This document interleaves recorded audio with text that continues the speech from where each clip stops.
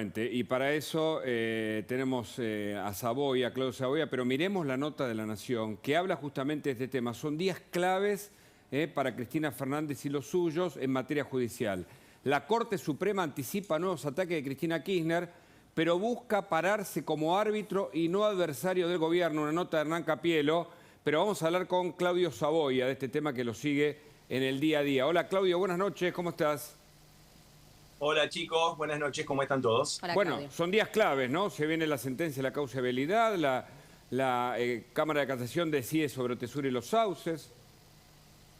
Sí, como decía Luis recién y venimos contando, creo que todos los colegas en todos los medios desde hace ya unos cuantos meses, esto iba a pasar y esto era inexorable. Mirá, aun cuando Cristina hizo aquella jugada de seleccionar a Alberto Fernández como su frontman en la elección del 2019, aquella jugada que salió bien desde el punto de vista electoral, con la esperanza, Alberto Fernández siempre fue un operador judicial muy fuerte, personal, él iba a los despachos, recorría la fiscalía, los juzgados para tratar de gestionar el avance de causas, pero la cantidad de prueba acumulada y ya ventilada que había en distintos expedientes que tramitan en diferentes juzgados, en distintas instancias, algunos ya habían llegado a la corte, casi todos habían terminado la etapa de instrucción, nos hacía decir a unos cuantos, ustedes me lo escucharon hace años, decir, esto no lo va a poder frenar nadie, nadie, de ninguna manera, y empieza a caer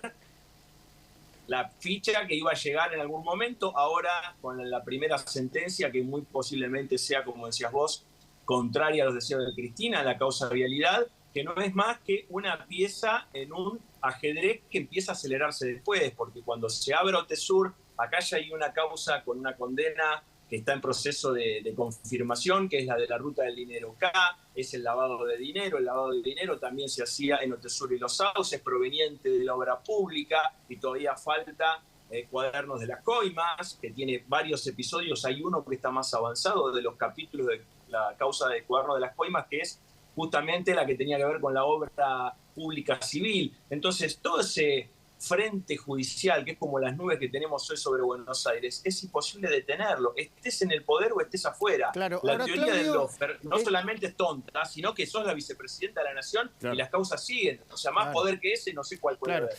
Y además está dentro del gobierno, eso es otra cosa, no está dentro del gobierno, tenés poder por estar dentro del gobierno y sin embargo los fiscales y los jueces avanzan. Me gustaría desgranar un poco la cuestión. Es muy probable que en los próximos días se conozca una eventual reapertura de la causa Otesur Los Sauces que involucra no solamente a Cristina, sino también a Máximo y a Florencia. Claro, vamos a recordar, Otesur y Los Sauces son dos empresas de la familia Kirchner. Una es una inmobiliaria y la otra es una empresa que administra hoteles o dueña de hoteles. Que no existía nada antes de que Kirchner llegara al poder, Néstor Kirchner y después Cristina Kirchner. Esto es importante porque todo esto, toda esta secuencia se conforma y se desarrolla durante los años de Cristina y Néstor Kirchner en el poder.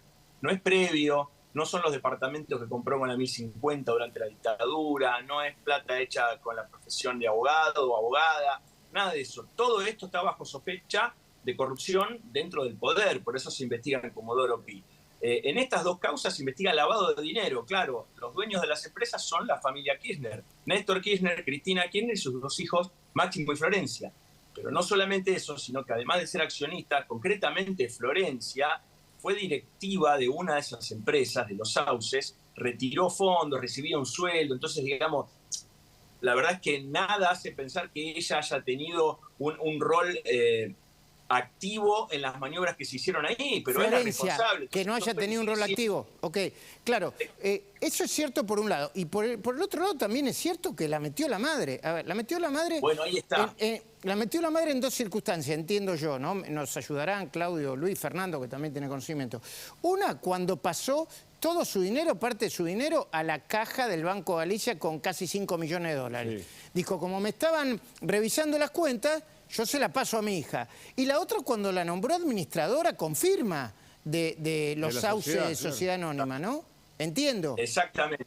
Exactamente. Vos sabés que esta discusión o estas dos posiciones que estamos mostrando nosotros en este diálogo, las tienen y las han discutido en Twitter. Es muy interesante eso, porque ha sido una discusión bastante picante hace unos años, que la puede buscar la gente si tiene redes sociales, entre Margarita Stolbizer y Elisa Carrió. Dos personas que son las máximas investigadoras de la corrupción en Argentina, denunciadoras, sin ninguna duda, en algún tiempo fueron socias políticas, después se alejaron, ahora están integrando Juntos por el Cambio las dos. Pero la posición de Margarita Stolbizer, que fue denunciante justamente, bueno, a través de Silvina Martínez, que era su abogada en aquel momento, de colaboradora siempre de ustedes, era, mirá, acá está la firma de Florencia, ella tiene un cargo, ella es accionista y la ley no puede elegir.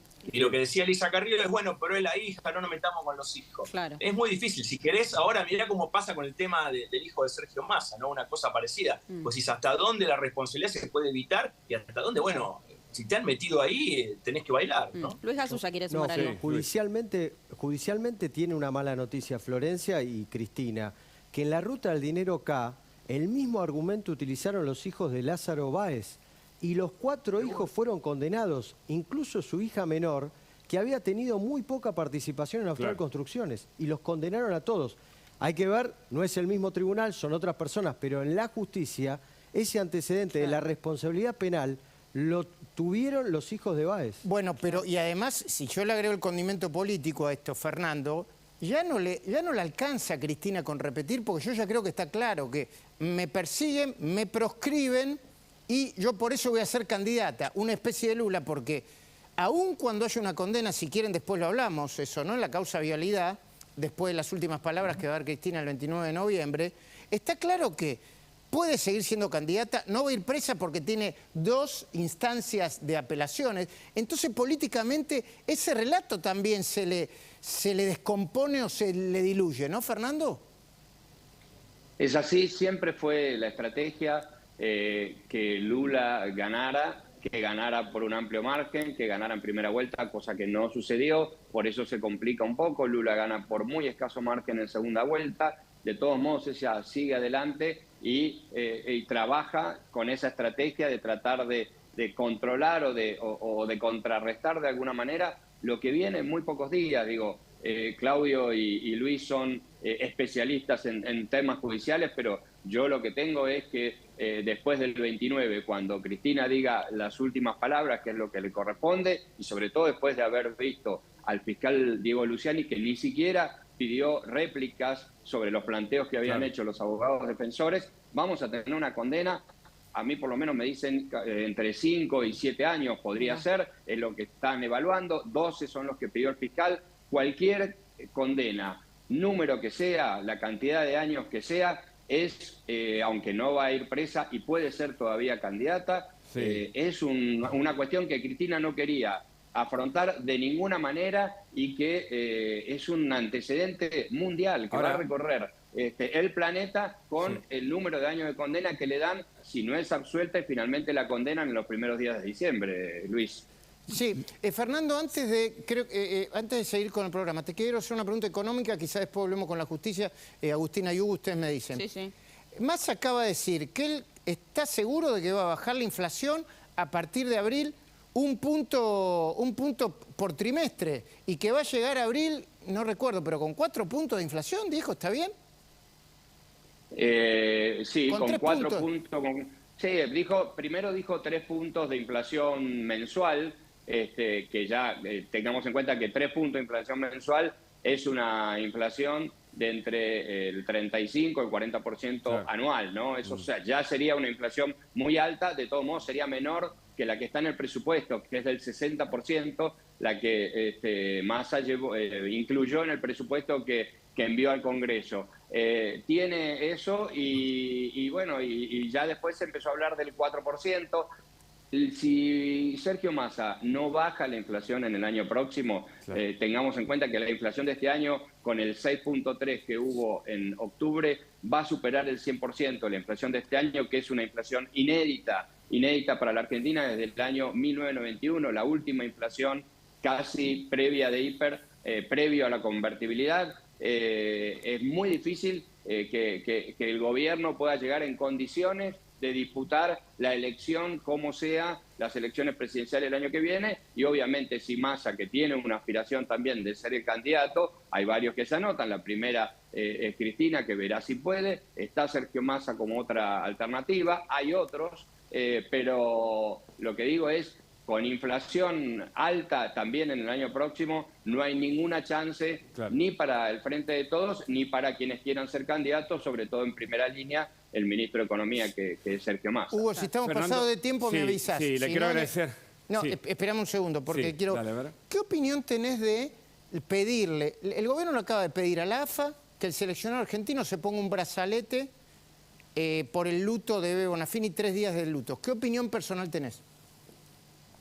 Que es una cuestión política, me parece que es un exceso por parte del gobierno, no tiene que meter en este momento a la selección argentina en temas políticos, y en temas políticos que aparte son de muchísima confrontación, de muchísima conflictividad. La verdad que hay que dejarlos tranquilos, a Scaloni, al equipo, a Lionel Messi, a todos, que jueguen, es una competencia deportiva. Ya bastantes conflictos tiene el Mundial de Qatar para que el gobierno le meta, además, a la selección un conflicto político en el arranque del Mundial. La verdad es que es un disparate, un despropósito, en mi opinión, Luis. Gracias, Fernando, por tu contacto.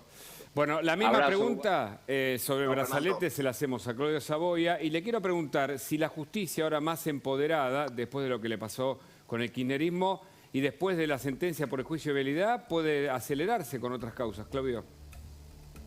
¿Por dónde querés que empecemos? ¿Por el brazalete o por la justicia? No, coincido con lo que dijo Fernando recién. Lo del brazalete me parece realmente no solamente una desproporción, sino una cosa totalmente fuera de agenda. A ver, Bebe Bonafini es una figura no solamente muy controvertida, pero que uno puede ubicar en distintos momentos de la historia con mayor o menor luz, sino que no es una figura de Estado. A Bebe Bonafini no la votó nadie, ni a Bebe Bonafini, ni a vos, ni a mí, salvando las distancias en todo sentido. Digo, no tiene nada que ver con nada. Y segundo, vos sabés que en la AFA y sobre todo en la FIFA hay mucho cuidado, por eso hay tanto conflicto con Qatar, en no mezclar cuestiones políticas o judiciales ordinarias con lo que está pasando dentro de la cancha y alrededor de la cancha, es decir, vestuarios, dirigentes, etcétera, delegaciones nacionales. La política de ningún país debe meterse en eso, y esto es una especie de acuerdo, es no entender cómo funciona tampoco el fútbol. O sea, me parece de cuarta, pero también vamos a mirar cómo es la relación de poder entre el gobierno y la AFA. En estos detalles vos lo ves, con esas líneas de financiamiento medio extraños, los sponsoreos de empresas públicas, y a ver hasta dónde la AFA también es independiente y libre para decir que sí o que no a una de estas propuestas / pedidos / exigencias. Entonces ahí cerramos el tema brazalete negro, una locura. Y la otra era judicial, ¿no? La pregunta. Claro, porque si... La otra era judicial. Claro, si hay una condena, como en el caso de Lula, es una cosa, pero si hay varias condenas, me parece que el escenario puede cambiar si se acelera la justicia o no.